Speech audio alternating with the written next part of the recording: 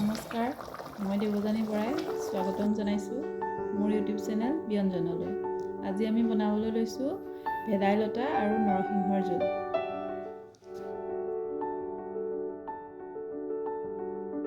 ঠাই বিশেষে ইয়াৰ নাম বেলেগ বেলেগ।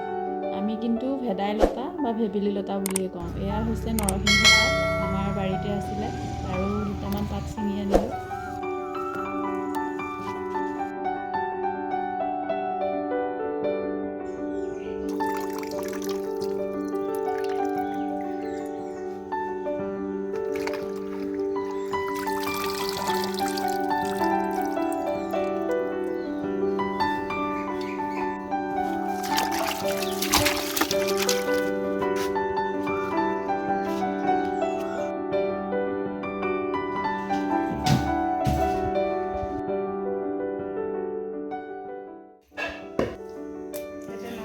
পাতো দিয়া হৈছে কেইটামান।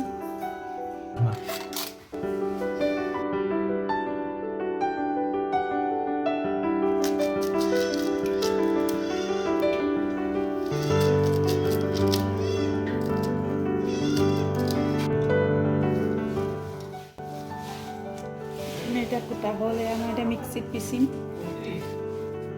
পকাত পিচিলে নাইবা ঢেঁকীত খুন্দিলে পেলাই দিব লাগে। তিতাটো অকল জোলটো দিয়াহে বনাব পাৰি। আজিকালি মিক্সিত পিছা হয়, মিক্সিত পিচিলে গ্ৰেভিটো ভাল হয়, নহ'লে মানে তিতাটো পেলাই দিব লাগে। আমাৰ শৰীৰৰ বাবে বহুত উপকাৰী এই ভেদাইলতা। ইয়াত বহুত পৰিমাণে ভিটামিন, মিনাৰেলছ পোৱা যায়।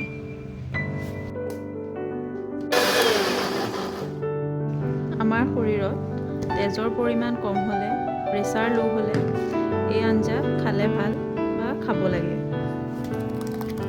লগতে আটাইতকৈ ডাঙৰ কথা যে এগৰাকী মাতৃয়ে সন্তান প্ৰসৱ কৰাৰ পিছত গাঁৱলীয়া সমাজত এই ভেদাইলতাৰ আঞ্জা মাছ দি বনাই খোৱা হয়, যাতে মাতৃগৰাকীয়ে অলপ শক্তি পায়।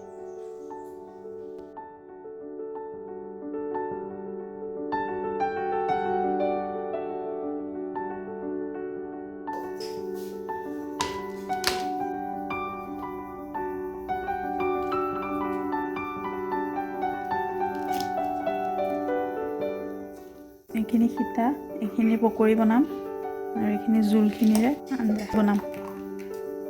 এতিয়া আমি আলুৰে সৈতে ৰসখিনি বইল কৰি লৈছোঁ। এইখিনি এতিয়া চাই লওঁ, যদি আলুখিনি সিজিছে এতিয়া তেল মাৰিম। আজি আমি আলুৰ সৈতে বনাইছোঁ, আপোনালোকে মাছ দিও বনাই খাব পাৰে।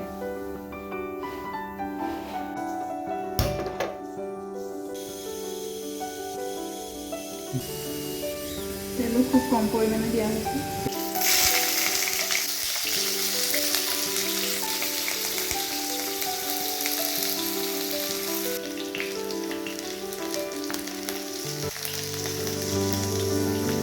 পিঁয়াজখিনি অলপ ভজা হৈ গ'ল, ইয়াত দিছোঁ আদা নহৰু।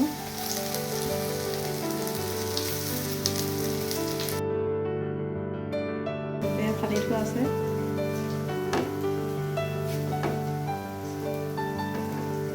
ইয়াত হালধি দিছোঁ।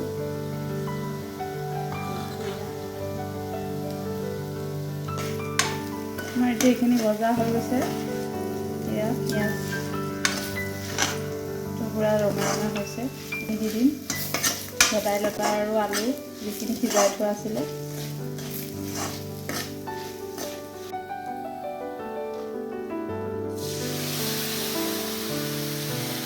ইয়াত এতিয়া অলপ পানী দিম। আমাৰ 6 জনৰ কাৰণে বনোৱা হৈছে বস্তুটো, আৰু অলপতো সিজিবও লাগিব, উতলিব লাগিব আৰু অলপ, সেইটো কাৰণে অলপ পানী দি দিছোঁ।